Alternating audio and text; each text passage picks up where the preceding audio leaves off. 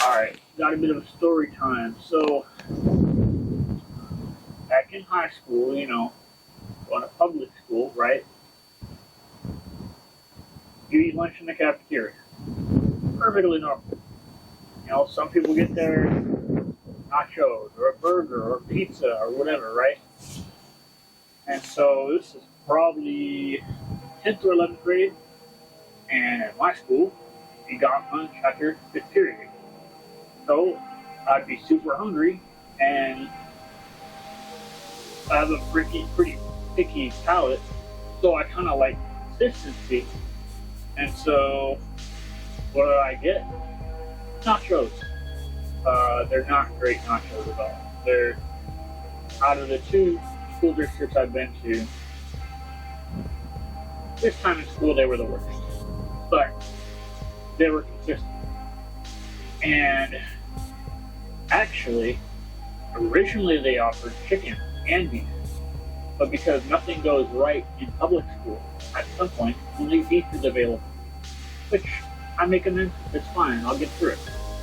And so, I really get in this habit of eating nachos, and one thing that makes nachos durable is sour cream, right?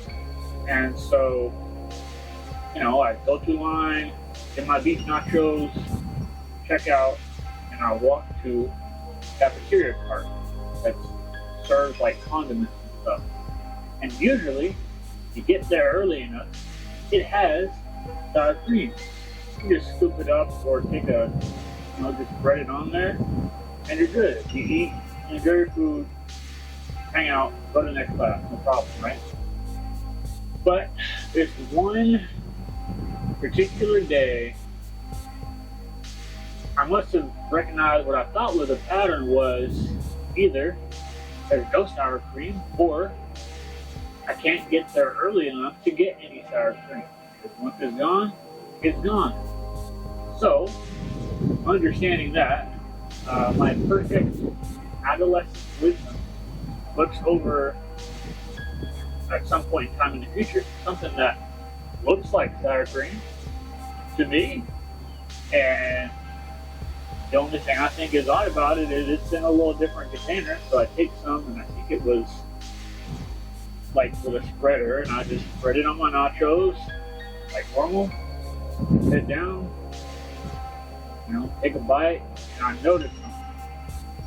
And I'm thinking to myself, like, this is like really sweet and like a little off. Like, I noticed it was a little thinner earlier.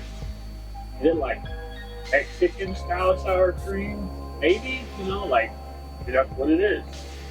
And as I'm eating, I'm like, this could be mayonnaise, but this could really be sour cream stuff, right? And if it were really mayonnaise, like, I wouldn't like that at all. I would notice it so easily. And so, slowly conditioning myself and driving myself into Stockholm syndrome, I eat nachos with mayonnaise. And that would go on for about a month as I trained my mind to accept the taste. And I just keep getting it and eating it, and I suppressed the doubt that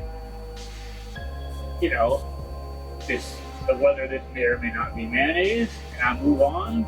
It crops up in my head, but nothing convicted me of it. That, if this really is mayonnaise, I should stop. Like, if this really is mayonnaise, do I care?